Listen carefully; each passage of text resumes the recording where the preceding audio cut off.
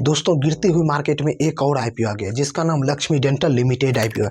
दोस्तों इसका आज रिव्यू करेंगे। सबसे पहले इसके लेटेस्ट जेएमपी के बारे में बात करेंगे, उसके बाद कंपनी की क्या बिजनेस मॉडल है उसके बारे में बात करेंगे, इसके फाइनेंशियल बैकग्राउंड देखेंगे, उसके बाद आईपीओ डिटेल के बारे में बात करेंगे और उसके बाद इसके पीयर कंपैरिजन के बारे में बात करेंगे। उसके बाद बात करेंगे इसमें अप्लाई करना है कि नहीं करना है, ये सभी बात करेंगे इस वीडियो में। उससे पहले दोस्तों यदि आप मेरे चैनल पर नए हैं तो मेरे channel R Kishan business advisor को सब्सक्राइब कर लीजिए और बेल आइकन को दबा दीजिए ताकि आईपीओ और शेयर मार्केट से जुड़े इन्फॉर्मेशन सबसे पहले आपके मोबाइल में नोटिफिकेशन के रूप में आ जाए। तो दोस्तों सबसे पहले यदि लक्ष्मी डेंटल लिमिटेड आईपीओ का जीएमपी के बारे में बात करें तो आज के डेट में इसका जीएमपी 38% लगभग 5500 से 6000 के बीच मुनाफा बुझा रहा है। अब दोस्तों इसके काम के बारे में बात करते हैं। क्या इसका डिमांडिंग काम है, क्या ये काम करती है, क्या बिजनेस मॉडल है।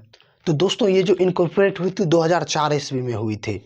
लक्ष्मी डेंटल एक दांत की इलाज करने वाली एक बेहतरीन कंपनी है।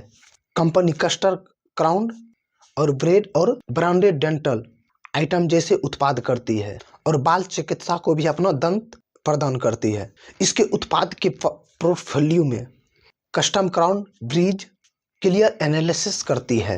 कंपनी पूरी तरह से एकीकृत मॉडल पर काम करती है। कंपनी मुंबई, दिल्ली, बेंगलुरु और अहमदाबाद में भी अपना चिकित्सा खोल के है और वहां भी बढ़िया प्रॉफिट कर रही है। और इनका नेटवर्क पूरे भारत में 320 जगहों पर ये अपना चिकित्सा खोल के बैठी हुई है, जबकि दांत के इनके 22,000 से अधिक क्लिनिक हैं। और कंपनी अंतर्राष्ट्रीय और घरेलू दरों पर महत्वपूर्ण उपस्थिति है और ये भारत के बाद अलग अलग मतलब 90 देशों में अपना निर्यात करती है माल को।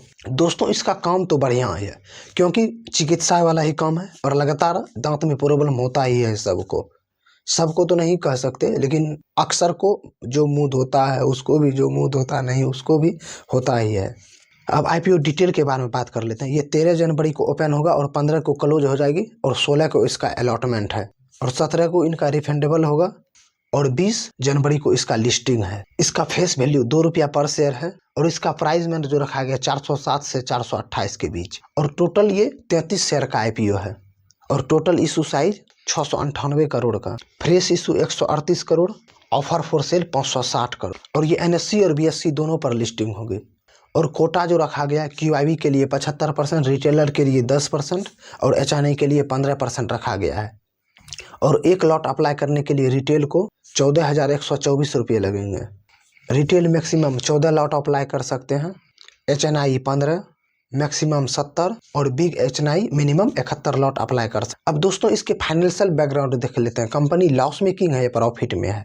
दोस्तों इसका टाइम पीरियड जो दिया गया 31 मार्च 2022 से लेकर 31 मार्च 2024 तक में और इधर 1 क्वार्टर का दिया गया है। तो सबसे पहले इसके एसेट्स के बारे में बात कर लेते हैं। 2022 में इसका एसेट्स 102 था, फिर 2023 में घट के 96 हो गया, फिर मार्च 2024 में 134 हो गया, बढ़ोतरी हुई, पॉजिटिव पॉइंट है। और इधर 158 6 मंथ में।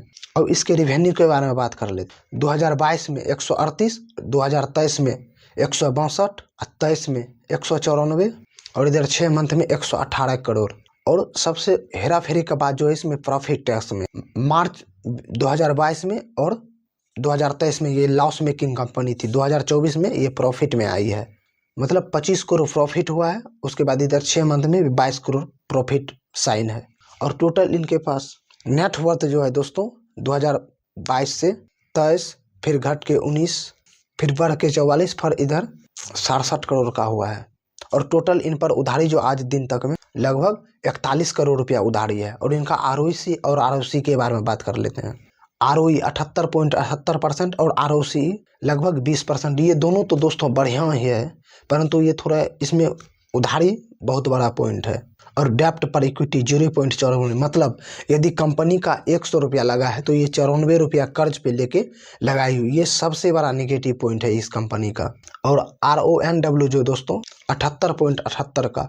दोस्तों ये सभी बातें ठीक है, लेकिन इस पर उधारी बहुत ज़्यादा। ये पहले लॉस मेकिंग कंपनी थी, अभी ये प्रॉफिट में आ गई है।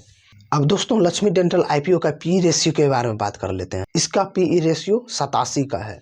और एक और मार्केट में लिस्टेड है पॉली मेडिश्योर, जिसका पी रेशियो 94 का है। उसके अनुसार दोस्तों ये तो अपना मतलब प्राइस बैंड सस्ते पर ही रखी है, लेकिन लॉस मेकिंग होने के कारण और थोड़ा सस्ता हो सकता था। अब दोस्तों लास्ट में बात कर लेते हैं तो इसमें अप्लाई करें या अप्लाई नहीं करें। यदि करें तो लिस्टिंग गेन के लिए करें या लॉन्ग टर्म के लिए करें। तो दोस्तों लिस्टिंग गेन के नज़रिए से यदि आप अप्लाई करना चाहते हैं तो इसका लगभग अभी 38% से 40% इसका GMP बता रहा है। लगभग 5500 से 6000 के बीच एक लॉट पर हमको प्रॉफिट बुझा रहा है।